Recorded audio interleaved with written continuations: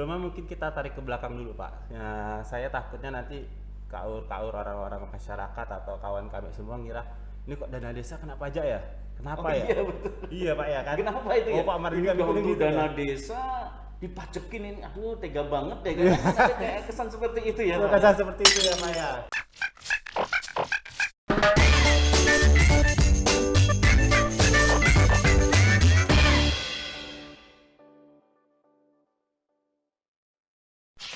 Sobat pembelajar, kawan kamik semuanya dimanapun Anda berada, jumpa lagi dalam program podcast kita, podcast BDK Pontianak Popcorn, Pontianak Podcast Corner, Popcorn Ambiar. Para kawan kamik semuanya, sobat pembelajar, pada kesempatan kali ini kita akan membahas tentang tema yang sangat-sangat aktual sekali. Tema yang sangat penting sekali untuk dipahami oleh para aparatur pengelola dana desa, dimanapun Anda berada. Pada kesempatan kali ini, saya Marianto dari BDK Pontianak yang akan mengawal dalam podcast kali ini. Baik, kawan pembelajar semuanya, kawan kamek yang saya hormati, saya sayangi dimanapun Anda berada. Pada kesempatan kali ini ada narasumber, dua orang narasumber kami ya dari KPP Pratama Kuburaya, Kantor Pelayanan Pajak Pratama Kuburaya. Nanti kita akan perkenalkan satu persatu kawan kami semuanya. Yang pasti narasumber kita kali ini adalah narasumber yang sangat kompeten ya, karena merupakan pekerjaan juga sehari-hari ya di KPP Pratama Kuburaya. Baik, saya persilahkan langsung kepada Bapak yang satu ini nih. Silakan Pak memperkenalkan diri kepada kawan kamik semuanya. Baik, terima kasih atas kesempatannya kawan kamik semuanya. Perkenalkan, nama saya Suliswanto selaku asisten penyuluh pajak di KPP Pratama Kuburaya. Baik, terima kasih asisten penyuluh pajak ya. Iya, Sangat pas sekali ya dengan tugas pokoknya ya Bapak ya. Baik, yang kedua, Bapak satu ini adalah juga merupakan pegawai dari KPP Pratama Kuburaya. Silakan perkenalkan Bapak. Halo kawan kami semua. Saya Anggra Dwinanda Fredi Sakti, biasa dipanggil Anggra. Saya akan representatif di KPP Pratama Kuburaya. Baik, terima kasih Pak Anggra. Saya panggil Pak Sulis dan Pak Anggra saja ya. Boleh Pak, Iya, boleh Pak. Pak. Baik, Silakan, terima Pak. kasih Pak Sulis, Pak Angga. Kita sedang membahas tentang tema yang sangat-sangat aktual sekali, dan ini akan menjadi keseharian dari para pengelola aparatur dana desa, Bapak sekalian. Nah, kita tahu bahwa Undang-Undang Desa ya itu telah menempatkan desa, kawan kamik ya, sebagai ujung tombak pembangunan dan peningkatan kesejahteraan masyarakat. Desa diberikan kewenangan dan sumber dana yang memadai agar dapat mengelola potensi yang dimilikinya guna meningkatkan ekonomi dan kesehatan masyarakat. Nah, dana desa juga diberikan oleh pemerintah itu bersumber dari APBN, kawan kami semuanya. Bahkan dari tahun ke tahun ya, dana desa itu semakin meningkat jumlah dan nilainya. Bahkan di tahun 2021, kawan kami sekalian, di dalam APBN tahun 2021 dana desa sudah mencapai 72 triliun, kawan kami semua. Ini tentunya bukan nilai yang kecil ya, tetapi nilai yang besar. Oleh karena itu, amanat dari Menteri Keuangan Bu Sri Mulyani agar dana desa ini bisa digunakan sesuai dengan ketentuan dan juga dijaga akuntabilitasnya. Salah satunya adalah yang disebut oleh peraturan adalah bendahara. Ya, bendahara pemerintah dalam hal ini termasuk juga bendahara desa, walaupun sesuai dengan Permendagri 20 tahun 2018 ya, fungsi bendahara desa ini dilakukan oleh Kepala Urusan Keuangan. Dan Kepala Urusan Keuangan ini wajib memotong atau memungut, menyetor dan melaporkan baik itu PPh maupun PPN yang terutang atas setiap pembayaran yang merupakan objek pemotongan dan atau pemungutan. Baik, seperti apakah kewajiban tersebut akan dijelaskan satu persatu oleh para narasumber kita. Baik, yang pertama kali saya bertanya kepada Pak Sulis ya, kepada Pak Sulis Ya, Pak. ya, Pak Sulis, atas penggunaan dana desa ya, atas penggunaan dana desa, apakah terdapat aspek pajaknya atau ada aspek pajak apa saja di sana? Untuk aspek pajak dana desa, itu ada beberapa aspek pajaknya, antara lain adalah PPh pasal 22 dan PPN untuk belanja barang, kemudian PPh pasal 23 dan PPN juga untuk belanja jasa, ada juga PPh pasal 4 ayat 2 untuk jasa konstruksi dan sewa tanah dan ruang dan bangunan. Kemudian ada belanja pegawai, di sana ada unsur pajaknya adalah PPh pasal 21. Baik, ternyata banyak banget ya Pak ya. Iya, Pak. Banyak Pak, banyak. Banyak banget. Banyak. Baik, ini biar teman-teman para KUR keuangan ya, selaku yang punya fungsi bendahara ini, kira-kira penjelasannya seperti apa Pak ya? Bisa satu persatu Pak, mulai dari Persatu-satu, Pak, ya. PPh pasal 22, kemudian 23 dan seterusnya. Oke. Silahkan Pak. Sebelumnya mungkin kita tarik ke belakang dulu Pak. Ya, saya takutnya nanti kaur orang-orang masyarakat atau kawan kami semua ngira ini kok dana desa kenapa aja ya? Kenapa ya? Iya betul. Iya Pak ya kan? Kenapa itu ya? Oh Pak Mardika Ini bikin untuk gitu dana ya? desa dipajekin ini, aduh tega banget deh kan? Ada kayak kesan seperti itu ya Pak. Kesan seperti itu ya Pak ya. Iya. Ya, sebenarnya ini bisa dijelaskan Pak. dana desa ini kan sebenarnya kenanya ke supplier Pak, ke rekanan. Supplier berarti pihak ketiga ya. Pihak ketiganya. Jadi seperti peraturan Permendagri, peraturan dalam Kementerian Dalam Negeri, kalau pengelolaan keuangan desa itu ada 5 tahap Pak. Pertama itu perencanaan, terus pelaksanaan, penatausahaan, terus ada pelaporan dan terakhir pertanggungjawaban. Nah, mengenai pengelolaan dana desa perpajakannya ini masuk dalam pelaksanaan. Jadi dalam pelaksanaan pengelolaan keuangan desa tersebut itu ada namanya desa itu harus memotong atau memungut pajak penghasilan yang berhubungan sama transaksinya dana desa tersebut. Pajak penghasilan Dan PPN, Dan- pajak-pajak yang berhubungan dengan transaksi yang dilakukan oleh Baik. dana desa tersebut. ya. Jadi dari pelaksanaan itulah kita ngambil nih, oh berarti desa ini wajib dong motong sama mungut apa yang transaksi. Nah, transaksinya itu seperti yang Mas Sulis bilang, ada beli barang itu pasal 22, terus jasa itu PPh pasal 23, terus konstruksi pasal 4 ayat 2, terus gaji pegawai, honor itu masuk PPh pasal 21. Mungkin nanti kita ke dalamnya lebih cenderung ke situ Pak ya. Iya, Jadi nanti baik. kita semakin lama ini nanti kita mungkin coba rinci satu-satu kita masuk biar juga masyarakat atau mungkin KUR keuangannya tuh lebih ngerti lah ya, lebih tahu semuanya. Baik, terima kasih. Jadi kawan kami sekalian, jelas ya tadi yang disampaikan oleh para narasumber kita bahwa bukan tega atau tidak tega itu masuk dana desa dipajakin, bukan. Jadi bukan dana desa yang dipajakin, tetapi dipungut atas supplier atau pihak ketiga yang menerima manfaat seperti itu. Begitu ya kira-kira. Iya betul Pak. Nah, jadi bukan dana desanya yang diambil pajak, tapi penerima manfaat, yaitu pihak ketiga atau supplier yang memanfaatkan dana desa itu yang nanti akan dipungut oleh oleh desa, dan nanti akan dilaporkan dan dimasukkan ke dalam kas negara dan digunakan nanti manfaatnya sebesar-besarnya untuk rakyat kembali gitu ya. Jadi seperti itu. Baik, kawan kami, kita minta penjelasan lebih rinci lagi ya kawan kami. Kenapa? Karena ini banyak banget nih, kita coba tanya satu persatu nih. Mulai dari PPh 22 nih, silakan Pak. Oke, PPh 22. Tarifnya berapa, ini untuk apa, dan seterusnya, silakan. PPh 22 ini terkait dengan belanja barang. Belanja barang biasanya kalau untuk dana desa itu ada belanja ATK atau mungkin belanja komputer dan sebagainya. Itu ada unsur namanya PPh pasal 22 ini. Untuk batasannya itu yang kena PPh 22 adalah yang belanja di atas 2 juta. Oh, Seperti itu. kawan kami ya, belanja di atas 2 juta itu terkena PPh pasal 22. Dan Ya, itu tapi tidak contohnya dipecah-pecah. tadi, Tidak beli dipecah-pecah. ATK, beli apa tadi? Komputer, Peralatan perlengkapan peralatan. komputer dan seterusnya. Dan itu tidak dipecah-pecah ya kawan kami ya. Jadi itu 2 juta ke atas ya, atau 2 Di atas 2 juta. Di atas Di 2 atas 2 juta juta. kawan kami ya. Tolong diperhatikan. Nah, tarifnya berapa Pak? Untuk tarifnya itu 1,5% jika rekanannya memiliki NPWP. 1,5% Iya. jika rekanan mempunyai NPWP. NPWP.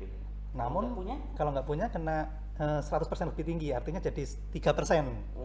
Gitu. 1,5 kalau rekanan punya NPWP. NPWP, Jika 3% kalau tidak memiliki punya NPWP. NPWP.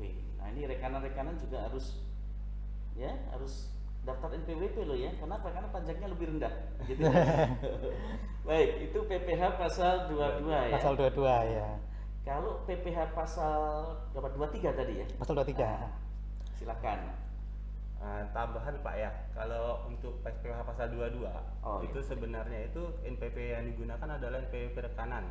NPWP rekanan. Iya, jadi buat kawan kami dari desa atau dari kantor desa, ingat kalau membayar pasal PPh pasal 22 itu adalah NPWP rekanan kita yang digunakan. Ya, bukan NPWP Bukan, desa ya, bukan tapi NPWP desa. rekanan ya. Ya. Karena Iya betul. Jadi mengingat kembali ya Pak ya mengenai NPWP desa seperti yang Pak Mar bilang. Jadi sebenarnya untuk desa itu sesuai dengan peraturan Menteri Keuangan nomor 231 apa ya Desember per April 2020 setiap desa itu sekarang punya NPWP sendiri Pak. Siap. Nah jadi dulu tuh NPWP-nya namanya misal Bendahara Desa Teluk Pakedai atau Bendahara Desa namanya Kuburaya. Nah itu sekarang namanya menjadi Desa Teluk Pakedai, Desa Kuburaya. Jadi setiap desa itu udah ada NPWP baru Pak. Nah yang mesti dilakukan desa ketika mereka tidak tahu kok NPWP saya baru ya, itu desa silahkan mengupdatekan diri. Jadi kayak memperbarui data, perubahan data ke KTP Pak. Ya jadi harus melakukan perubahan data, bisa bawa SK pengangkatan KUR-nya, bawa fotokopi KTP, fotokopi NPWP untuk melakukan perubahan data Pak. Nah takutnya nanti begitu desa mau menyetorkan pajak masih menggunakan NPWP lama. Ada Pak ya? Ada Pak. Sedangkan per April 2020 NPWP yang digunakan adalah NPWP baru Pak. Per April 2020. Iya. Ya. Dan kalau bisa desa datang itu sekaligus mengurus untuk namanya EVIN sama aktivasi EVIN. Jadi nanti untuk kedepannya desa itu mudah lapor Pak, bisa lapor dari mana aja, bayar setor dari mana aja. Baik. Nah, Jadi ingat ya, NPWP-nya harus sudah diperbarui ya, harus sudah diperbarui ya. Jadi nanti akan memperlancar dalam pelaporan. Baik, melanjutkan tadi PPh pasal 20. oh iya, pasal belum 22 dijelaskan juga ya. Jadi kalau tadi di pasal 22 itu kenanya barang, pasal 23 itu kita lebih simpelnya kenanya itu atas jasa atau sewa.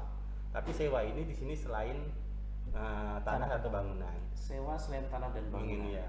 Sewa ini kan jasa dan sewa ini banyak jenis Pak. Kalau desa itu biasa saya tahunya itu jasa itu servis AC biasanya kan, servis mobil atau catering. Nah itu ada jasanya sendiri. Sedangkan kalau untuk catering itu tidak ada PPN-nya. Tarifnya 2%. Jadi kalau PPh pasal 22 tarifnya 1,5%, PPh pasal 23 tarifnya 2%. 2%. Kalau tidak punya NPWP, seperti halnya pasal 22, dua kali lipat Pak. Iya. Baik, Luar biasa. semuanya tuh. Urus NPWP sekarang ya untuk para suppliernya ya, kasih tahu para suppliernya. Karena ketika para suppliernya ini punya NPWP akan lebih murah. Kalau nggak punya 2 kali lipat ya. Nah, ingat ini.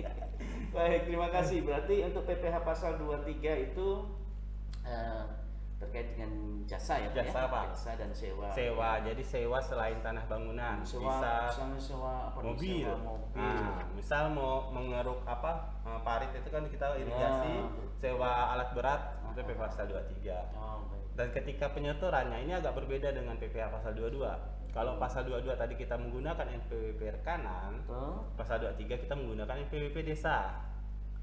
Karena yang melakukan desa. Iya, karena yang memotongnya desa Pak. Yang memotong desa. Desa. Jadi misalnya nih Pak ya, kita menyewa jasa servis AC 3 juta dengan PPh pasal 23 sebesar 2%, berarti sekitar 60.000 ya Mas Yudis ya. Nanti yang kita ke desa ngasihkan ke rekanan itu tidak 3 juta, tapi harus potong 60.000 kan nanti desa membantu untuk menyetorkan ke negara. Jadi si rekanan tidak menerima utuh 3 juta tapi dipotong. Itulah namanya desa memotong pajak. Oke, berarti dipotong langsung ya. Dipotong langsung Dipotong Pak. langsung. Nanti desa membuatkan bukti potong untuk diserahkan kepada supplier. Bedanya dengan PPh 22? Kalau 22 itu memungut Pak, kurang Memungut. lebih. Iya, memungut sama aja sih. Nanti memungut saya kurang lebih lah. Cuma bedanya di NPWP-nya Oh, aja. beda di NPWP. Sama Karena ada tarifnya istilah jelas Pak. Memotong dan sama memungut. ya. Iya. Sama memungut. Baik, memotong dan memungut ya. Baik, terima kasih Pak untuk PPh pasal 22 dan pasal 23. Ada apa lagi nih pajaknya nih? Sebelumnya untuk yang PPh pasal 22 dan 23 ini, jika rekanannya memang pelaku UMKM, itu kalau pelaku UMKM ini sudah memiliki namanya surat keterangan atau suket PP 23 tahun 2018, ini malah bisa turun lagi tarifnya menjadi hanya 0,5%. Kalau di pasal 22 dan 23? Baik 22 maupun 23, jika rekanannya ini jika rekanan ternyata dia punya NPWP, punya BWP, terus kemudian mengajukan dia juga mengajukan surat keterangan PP 23 namanya, P23 untuk Iya. UMKM Pak ya? Iya, untuk Itu UMKM. apa sih, Pak? Yang suket tadi? gimana? Suket tadi itu apa? Untuk apa tujuannya? Agar tidak dipotong pasal 22 maupun Oh, 23. jadi ada semacam ini ya, apa namanya privilege. Privilege. Iya. Iya, dengan Ah, Sebenarnya itu khusus Pak. UMKM ya? Iya, sebenarnya kalau UMKM itu Pak ada pajak sendiri Pak. Namanya PPh final untuk wajib pajak dengan penghasilan tertentu di bawah 4,8 M. Itu pajaknya itu mulai dari 18,5% ya. Iya, Mas 0,5%. Idris ya. Jadi kalau seandainya dia rekanan atau wajib pajak telah menyetor 0,5%, kan ini kan nanti dipotong lagi dengan 22, 23, Betul. 2% 1%. Jadi kan double nih Pak. Jadi wajib pajak yang punya kewajiban 0,5% silahkan ngajuin surat keterangan. Nah, jadi nanti tidak dipotong pasal 22 atau 23 tapi langsung dipotongnya 0,5%. Oh begitu. Ah. Jadi dia tidak dipotong sesuai dengan tarif pasal 22 Iya. atau tarif pasal 23. tetapi dipotong berdasarkan Surat keterangan surat 0,5%. keterangan tadi ya PP PP 23. 23 tahun 2015. yaitu sebesar 0,5%. Masya Allah. Lumayan Pak, Ini 3 kali lipat. luar biasa ya, pemerintah memang betul-betul keberpihakan terhadap UMKM ya. Terhadap UMKM ini sangat luar biasa, sampai untuk pajaknya saja itu ringan banget ya, 0,5% ya. Punya NPWP, kemudian ajukan suket UMKM ya, maka hanya 0,5%. Kalau Anda tidak ada suketnya, maka 1,5%. Kalau Oh. pasal 22 Turun 1% nih ya, kawan kamek semuanya. Baik, terima kasih informasinya, sangat-sangat membantu. Pasal 22, pasal 23, ada apa lagi nih? PPh apa lagi nih? Kalau tadi pasal 23 adalah untuk sewa juga tapi selain tanah dan bangunan, sedangkan khusus untuk sewa tanah dan bangunan tersebut ada PPh pasal 4 ayat 2. Sewa Tanah tanah, dan dan bangunan. Ya mungkin kalau memang kantornya masih nyewa atau mungkin kantor sedang diperbaiki jadi harus menyewa, dan di situ ada unsur PPh pasal 4 ayat 2. Itu tarifnya 10%. Tarif 10%. Iya. Ini nanti dipungut, dipotong atau dipungut nih Pak? Ini dipotong. Oh dipotong. Sama berarti yang memakai NPWP desa Pak. NPWP desa, ya. Nanti, Nanti untuk yang suppliernya, dibuatkan bukti pemborongnya, potong. misalkan gitu kan, tanah dan bangunan ya. Iya. Pemborongnya selesai itu langsung dipotong ya. Iya. Dipotong ya. Jadi nanti mereka dapat net ya. Iya. Net apa namanya? Setelah dipotong PPh PPh pasal 4 ayat 2. 4 ayat ayat 2. 2. Hanya untuk tanah bangunan Pak ya. Enggak Pak, jadi mengingat tadi Pak Ahmad juga membahas pemborong. Nah, jadi Nah. saya ingat nih Pak. Jadi kalau PPh pasal 4 ayat 2 itu biasa kita nyebutnya PPh final. PPh final. Nah, selain sewa tanah bangunan itu namanya jasa konstruksi Pak. Nah, biasa kan kalau desa itu kan mau bangun jalan, kita udah sewa konstruksi aja. Jadi nanti konstruksi itu ada dua sebenarnya, ada pelaksana konstruksi, ada perencana atau pengawas konstruksi. Nah, ini tarifnya beda-beda Pak. Jadi kalau yang pelaksana konstruksi itu ada kualifikasinya, karena setiap jakon atau jasa konstruksi itu biasa ada kualifikasi Pak ya, kecil, menengah, sedang, besar ya Mas Indonesia. Ya. Jadi kalau yang kecil itu tarifnya adalah 2%. Kalau 2%. selain kecil itu 3%. 3%. Dan tanpa kualifikasi 4% Pak. 4%. Kualifikasi 4%. Nah, jadi jika suatu desa saya mau bangun jalan nih, kita pakai konstruksi aja. Minta kualifikasinya. Kualifikasinya apa nih? Kalau kecil silahkan potong 2% ya misalnya. Ya. Kalau dia bilang tidak ada kualifikasi, ya udah 4%. Nah, sedangkan kalau untuk pengawas sama perencana konstruksi itu tarifnya hanya 2% sama 4% ya Mas ya. 4 sama 6. 4 sama 6 4 sama ya. 6%. Jadi ada yang punya kualifikasi 4%, yang tidak ada kualifikasi 6%. Besar lagi. Karena kalau desa kan biasanya kita badan desa ini lumayan besar nih Pak. Hampir setiap tahun kita tahu sendiri besar nih. Iya. Kita ya untuk pemerintah juga malah di desa kan pengen dong bangun jalan desanya agak besar, karena ya udah lebih simpelnya mungkin jasa konstruksi. Dan semua itu kena PPN Pak tetap. Selama di atas 2 juta, ingat selama di atas 2 juta tetap ada PPN-nya. Kena PPN. Iya. 2%. Oh, tadi berarti ya PPh 22, PPh 23, PPh pasal 4 ayat 2 dan kemudian PPN. PPN Pak, iya. PPN benar. itu yang transaksinya di atas 2 2 juta. juta. 2 juta Sama semuanya kayak 22. kena PPN. PPN sebesar tarif 10%. 10%. Nah, ini mau apa saja nih berarti? Apa saja, tapi ada beberapa, kalau PPN itu ada beberapa yang bukan barang kena pajak atau jasa kena pajak berarti yang ada tidak kena. kategori barang kena Ada, pajak itu yang iya. kena 10%. Misalnya barang yang diambil langsung dari alam itu tidak kena PPN. Contohnya apa ya? Pasir yang Pasir masih langsung dari langsung sungai dari juga. alam juga kena PPN. Kadang-kadang ada tuh apa namanya? Sungai ya. Sungai. Yang di desa itu dikeruk pasirnya itu ya. Kadang-kadang Iya. seperti itu ya. Kemudian Nah, dijual atau kembali gitu. tanah ya. uruk. Tanah Tanah uruk, biasa masuk tanah. iya. Jadi kalau orang yang jual tanah hektaran enggak, dia pakai kiloan. Nah, kalau jasa itu jasa Catering. nggak kena Jasa PPN. catering tidak kena PPN. Nah, Baik, tadi kalau pakai pemborong. Nah, ini kadang-kala kalau di desa itu bangun itu pakai masyarakat. Suatu Padat karya. padat karya. Nah, ini seperti apa nih, Pak ini? Kalau tadi pakai pemborong kan kena pasal 4 ayat 2. Dua, Ini iya. kalau misalkan nih desa karena ini untuk memberdayakan masyarakat desa, kemudian tenaganya diambil dari masyarakat desa. Nah, ini kemudian mungkin dapat honor ya. Iya. Honor dan seterusnya ini pajaknya apa ini? Kalau unsur pajak untuk tenaganya berarti namanya PPh pasal 21. PPh pasal 21. Betul. Kawan kamik ya. Muncul lagi PPh Iya. pasal 21. tambah lagi Pak ya. Tadi 3 belum selesai. Enggak apa-apa. Kalau untuk bangsa dan negara Negara, iya. enggak masalah. Kita biar tidak salah ke depannya Iya, ya, Pak. biar nggak salah. PPh pasal PPh pasal 21. Bagaimana itu Pak? Kalau PPh pasal 21, kalau untuk yang pegawai tetapnya itu ada batasannya namanya PTKP, penghasilan penghasilan tidak kena pajak. Yang saat ini itu besarnya 4,5 juta satu bulan. 4,5 juta dihitung dan disebulankan gitu ya. Untuk satu bulannya ya. Untuk Pak. satu bulannya. Itu untuk kondisi single. Karena kan ada yang harian loh ya. Iya. Ada yang harian, ada yang mingguan kan itu kan. Nah, kalau untuk tenaga kerja biasanya pakai yang harian ini. Pakai harian. Gitu. Untuk hariannya 450.000 dalam sehari. Nah, PTKP untuk harian ya? Iya, Ya, itu. PTKP untuk harian itu 450.000 per hari. Per hari. Berarti kalau tenaga atau upahnya untuk tenaga kerjanya itu tidak sampai 450.000, berarti belum dipotong pasal 21. Gitu. Kalau untuk bulanan, mingguan, Kalau memang masih mingguan, perhitungannya pakai perhitungan harian masih. oh masih tetap perhitungan dihitung per harian. harian. Berarti Iya. honor per minggu dibagi 7 gitu ya? Iya. Oh, siap. Itu apa namanya? Untuk menghitung PTKP-nya berapa gitu. Iya. Baru kalau dari setelah dikurangi PTKP kena tarif berapa? Tarifnya kalau di sini ada istilahnya tarif progresif. Tapi biasanya masih kena yang 5%.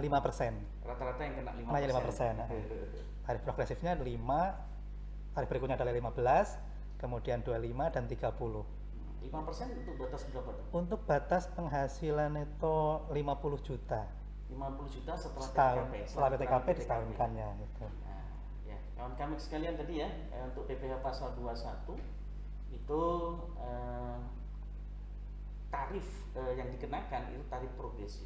Dari mulai 5%, 15, 15%, 25%, 25% dan 30%. 30%. Tetapi rata-rata kawan kami sini ya, apa namanya, fakta yang di lapangan ya, Iya. rata-rata itu kenanya 5%. Gitu ya, 5%. Baik, itu untuk tenaga pemborong. Ada lagi nggak kira-kira?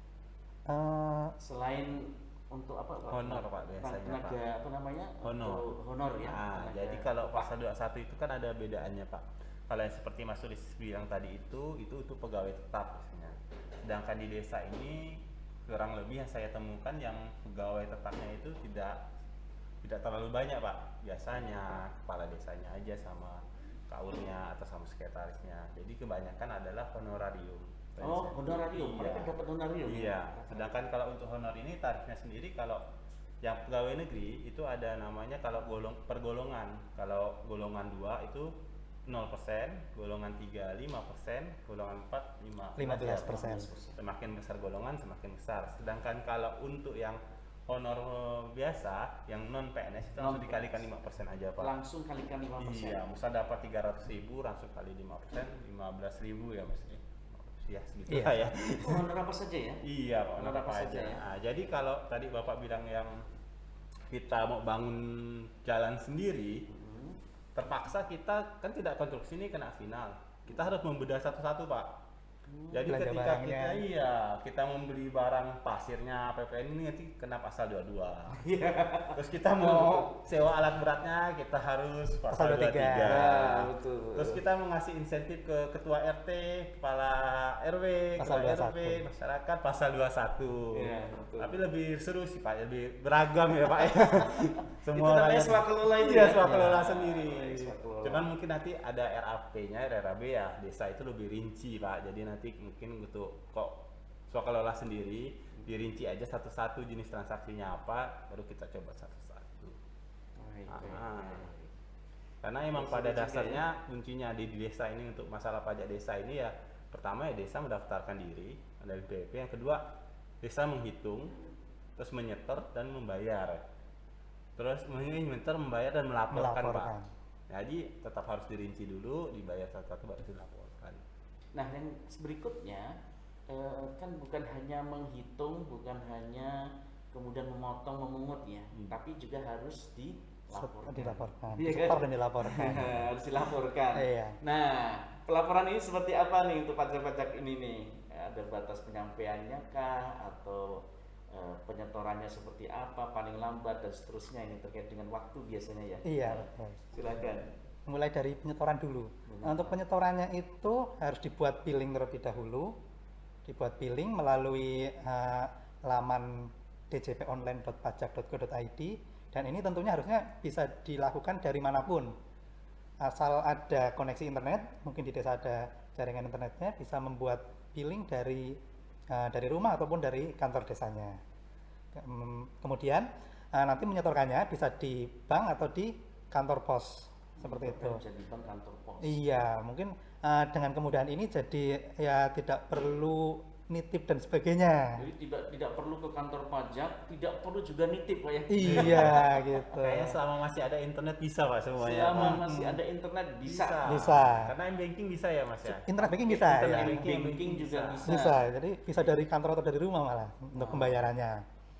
Itu untuk pembayaran. Yang kemudian untuk batas-batas waktunya masing-masing pasal sebenarnya berbeda-beda nih, Pak. Kalau untuk pasal 22 itu harusnya pada saat transaksi dilakukan itu harus sudah disetorkan untuk PPh pasal 22-nya. Sedangkan PPN itu maksimal 7 hari. Itu untuk PPN. Kemudian untuk pasal 23 itu bisa sampai tanggal 10 bulan berikutnya. Untuk pasal 23. Untuk pasal 21 juga tanggal 10 bulan berikutnya. Sedangkan pasal 4 ayat 2 bisa tanggal 15 bulan berikutnya. Itu untuk penyetorannya. Penyetorannya setiap bulan bisa sebenarnya ya? Sebenarnya bisa. Tidak perlu harus menunggu jatuh tempo kan? Tidak perlu, tidak perlu. Kalau bisa jangan, Pak. Nah, kalau bisa jangan. Kalau bisa jangan, itu Kawan-kawan yang- semuanya ya. Jadi jangan nunggu jatuh tempo ya, tetapi Iya. kalau bisa rutin setiap bulan ya. Rutin, Pak. Betul. Setiap bulan. Kalau pajak ini kan terutama setiap pas transaksi, Pak. Jadi kalau bisa ya untuk kawan kami semua dari desa itu kita lapornya on time, bayarnya on time, jangan telat. Karena setiap pencairan atau apa itu kita nyetornya juga harus pas transaksi. Karena takutnya lupa, Pak. Nanti disimpan-simpan, tunggu banyak, Iya, tahu lupa betul, kita. betul. Biasa seringnya kan seperti itu, Pak. Nah, karena kebiasaan juga beberapa desa itu seringnya dirapel, Pak. dirapel di akhir tahun. Nah, itu dia nih. Jadi Abang kalau ingat nih kawan kami. karena nanti pas di akhir tahun, nanti di November atau Desember kita itu dirapel bayar semuanya, nanti malah lupa nyari bukti-bukti transaksi betul, gimana, harus ngitungnya susah lagi, banyak, nanti kan lebih ribet dan lebih susah lagi gitu. Jadi paling enak emang kita wajibnya tiap bulan aja. Jadi pelaporan itu sebenarnya setiap bulan ada transaksi, disitulah dilaporkan. Ketika tidak ada transaksi tidak perlu dilaporkan ya Mas Tulis ya. Tidak perlu. Tidak Untuk perlu. yang nihil tidak perlu lapor. Baik, begitu ya kawan kamek ya. Masya Allah, ini apa namanya nasihat yang bagus nih dari teman-teman KPP Kuburaya ini. Tidak usah tunggu gitu ya sampai numpuk, tetapi gunakan apa namanya waktu dengan sebaik mungkin gitu, 1 bulan sekali. Nah, baik, ini yang terakhir nih ya, apa ya yang terakhir. Selama ini dalam praktek yang sehari-hari bapak-bapak semuanya ini lakukan ini, ada nggak sih teman-teman di desa itu ya terkait dengan penyetoran pelaporan ataupun mungkin penghitungan ya dari pajak atas dana desa ini yang mungkin perlu diperbaiki, atau ada case-case yang mungkin nanti perlu mereka ketahui sehingga mereka tidak mengulangi lagi gitu, seperti itu. Ada nggak kira-kira nih? Ya salah satunya mungkin tadi untuk yang pasal 22 sama PPN biasanya masih menggunakan NPWP desa karena seharusnya menggunakan NPWP rekanan. Mungkin seperti itu salah satunya. Berarti salah NPWP ya? Salah NPWP. Walaupun sebenarnya secara kas negara tetap masuk sih untuk pajaknya seperti itu. Kemudian untuk pelaporan yang biasanya masih belum, rata-rata masih sampai penyetoran. Sampai penyetoran belum ke? Untuk pelaporan rata-rata masih banyak yang kurang. Nah, pelaporan masih banyak yang kurang tuh, perhatiin tuh kawan kami nih.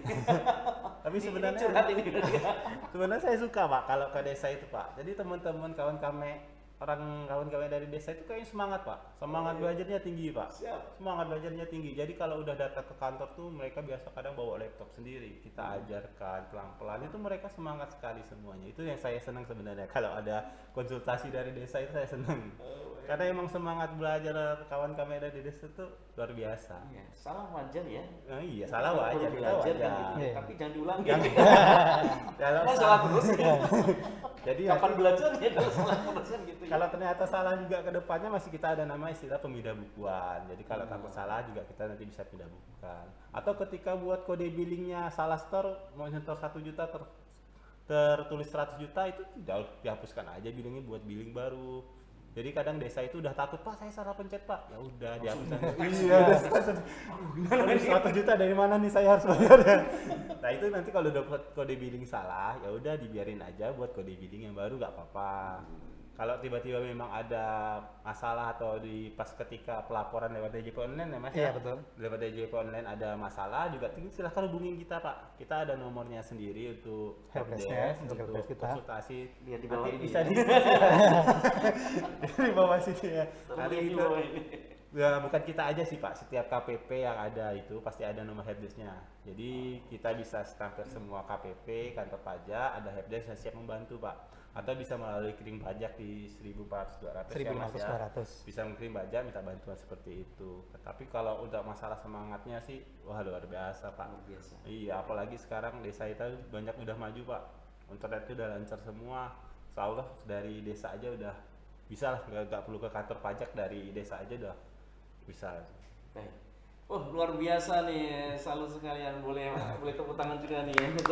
Ada ya teman-teman sekalian ya, ada pujian nih dari teman-teman KPP Pratama Kuburaya buat kawan kami semua para pengelola pajak ya atas dana desa ini, bahwa semangat dari teman-teman itu sangat luar biasa.